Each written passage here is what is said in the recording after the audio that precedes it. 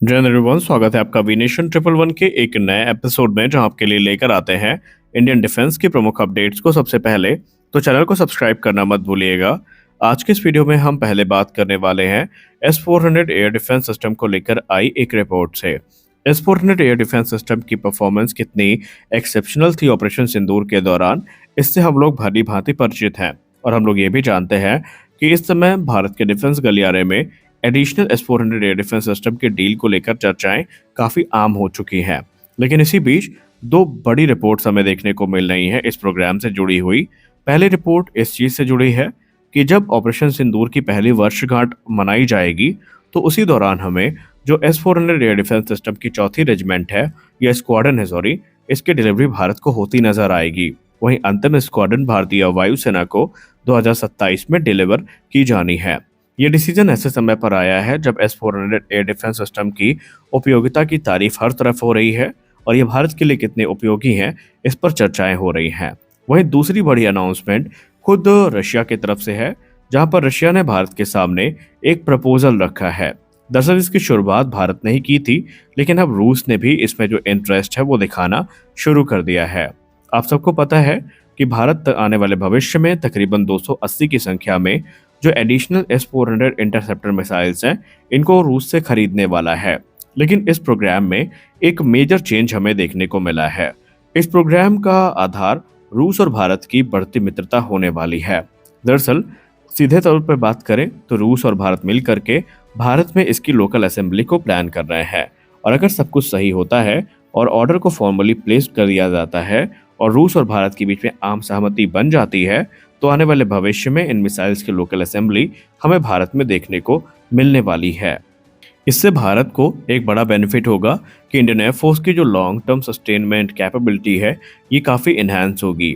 अब अगर हम मीडिया संस्थान IDRW की रिपोर्ट की बात माने तो रशियन और इंडियन ऑफिशियल ने ऑलरेडी इसको लेकर जो बातचीत है वो शुरू कर दी है और बातचीत में एक इंडियन असेंबली पार्टनर को स्टैब्लिश करने की बात करी गई है, जो कि मिसाइल कंपोनेंट्स को रिसीव करेगा और जो दूसरे मटेरियल्स हैं इन्हें रशिया से रिसीव करेगा और भारत में डोमेस्टिकली इनका जो इंटीग्रेशन और टेस्टिंग वर्क है ये पूरा किया जाएगा।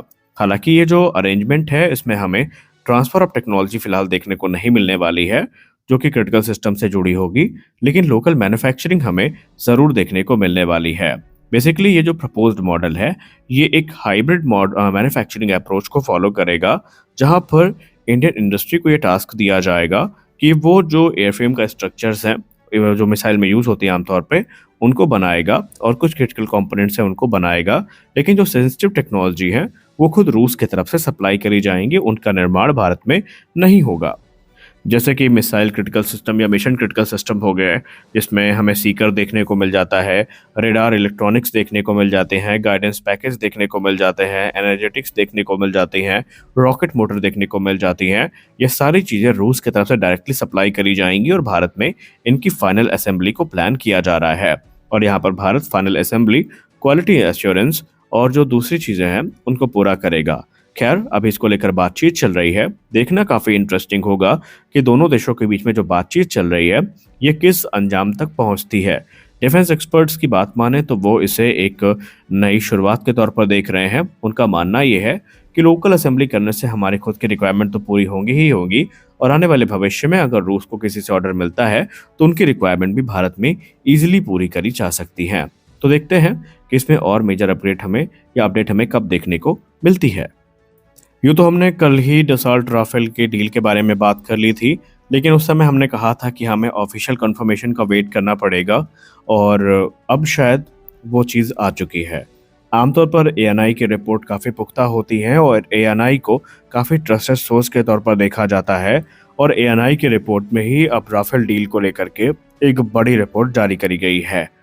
रिपोर्ट की बात माने तो अजीत कुमार दुबे सर की रिपोर्ट में ये बताया गया है कि भारत फिलहाल जो 114 राफेल फाइटर एयरक्राफ्ट है इसको लेकर वाकई काफ़ी गंभीर है, और इतना गंभीर है कि अंदाज़ा आप इस बात से लगा सकते हैं कि जो राफेल फाइटर हैं इनको लेकर के अगली जो डिफेंस एक्विजिशन काउंसिल की मीटिंग होने वाली है, इसमें एक जो बड़ा निर्णय है वो आ जाएगा। जी हाँ, रिपोर्ट में बताया जा रहा है ANI के कि मिनिस्ट्री ऑफ डिफेंस की जो अगली मीटिंग होने वाली है उसमें 114 राफेल फाइटर की खरीद, जो कि तकरीबन 3.2 लाख करोड़ रुपए का प्रपोजल होने वाला है। इसको लेकर मिनिस्ट्री ऑफ डिफेंस एक बड़ा निर्णय लेने वाली है। आपको बता दें कि हमने पहले भी कहा था कि फ्रांस के राष्ट्रपति का जो भारत दौरा है वो कई मामलों में काफी महत्वपूर्ण है और अब डिफेंस एक्विजिशन काउंसिल की जो मीटिंग आयोजित करी जानी है अगली, उसमें ये मुद्दा काफी ज्यादा डिस्कस किया जाएगा। और अगर हम रिपोर्ट्स की बात माने तो यहाँ पर इस समय मेड इन इंडिया फ्रेमवर्क पर काम किया जा रहा है। जैसे ही ये चीजें कंप्लीट हो जाती हैं तो इनको हरी झंडी दे दी जाएगी। यानी अब ये 90% से ज्यादा श्योर हो चुका है कि भारत SU-57 के लिए नहीं बल्कि इस समय राफेल फाइटर्स के लिए जा रहा है। अब यहाँ पर रिपोर्ट्स ये भी कहती हैं कि MRFA में SU-57 को इंक्लूड करना सही नहीं है, वो एक सेपरेट केस है। खैर अभी हम उसके बारे में बात नहीं करते हैं। हम यहाँ पर ये जानते हैं कि क्या क्या जानकारियां फिलहाल हमें इस प्रोग्राम को लेकर उपलब्ध हैं। रिपोर्ट में बताया जा रहा है कि 114 राफेल फाइटर इंटायरली भारत में मैन्युफैक्चर किए जाएंगे। डोमेस्टिक मैन्युफैक्चरिंग पर जोर दिया जाएगा और एक खास चीज़ ये है कि इसमें कम से कम 30% या उससे ज़्यादा जो इंडिजिनस कंटेंट है वो हमें देखने को मिलने वाले हैं। हालांकि ये इंटायरली जो एयरक्राफ्ट हैं, अभी मैंने एक गलत चीज़ बोल दी, ये पूरे भारत में नहीं बनाए जाएंगे बल्कि इसमें से ये कहा जा रहा है कि तकरीबन एक पूरी की पूरी स्क्वाड्रन जिसमें हमें 16 से 18 एयरक्राफ्ट देखने को मिलते हैं, ये फ्लाई अवे कंडीशन में भारतीय वायुसेना को प्राप्त होंगे। लेकिन उसके बाद जो बाकी के फाइटर जेट हैं ये with transfer of technology Bharat में बनाए जाने हैं। अब यहाँ पर वेरिएंट को लेकर अभी भी कंफ्यूजन बनी हुई है।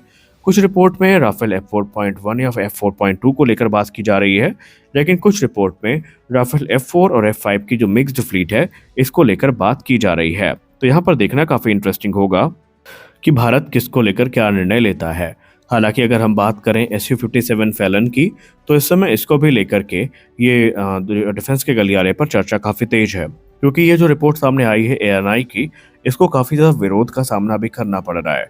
एक तरफ जहां लोग ये मान रहे हैं कि निस्संदेह भारतीय वायुसेना की जरूरत पूरा करने के लिए राफेल फाइटर्स हमारे लिए उपयुक्त हैं, लेकिन अगर आप फ्यूचर प्रूफ वॉरफेयर चाहते हैं, फ्यूचर प्रूफ तैयारी चाहते हैं, तो उसके लिए 5th generation fighter aircraft already आपके लिए एक ऑप्शन के तौर पर उपलब्ध था। लेकिन भारतीय वायुसेना ने अगर इसे नजरअंदाज किया है तो इसे भारतीय वायुसेना की गलती के तौर पर लोग संबोधित कर रहे हैं। लेकिन आपको बता दें कि अभी ना तो इस चीज़ को अनाउंस किया गया है कि SU-57 बाहर हुए हैं और ना ही इस चीज़ को अनाउंस किया गया है कि वो MRFA का हिस्सा है।